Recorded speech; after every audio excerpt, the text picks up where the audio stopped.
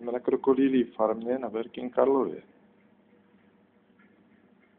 Tady krokodýlu jako masa.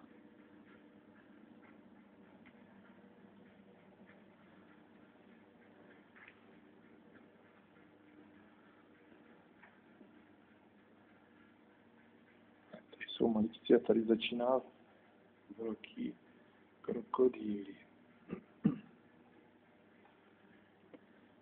Vypadají jako kdyby spali, nebo uměli spali, že jo? Jsou to krasavci.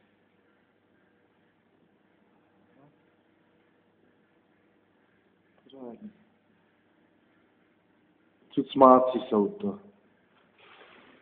Ty, tady jak leží hezky v té vodě. Tady leží v vodě.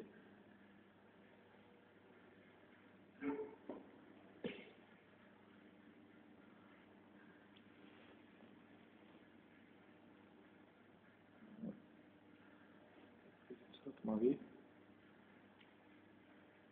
Jsou pěkný. Ten je bílej tady. To je albín.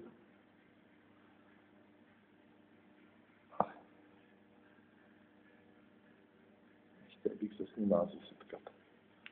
Tváří v tvář, zub proti zubu. A tady ten je krásný.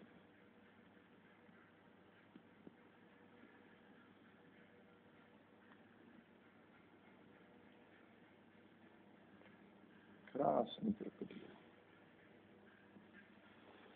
To byli ti velicí, tak vrátím ještě k těm malé.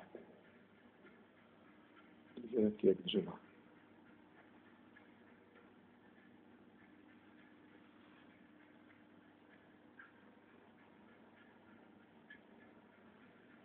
To taky dříme.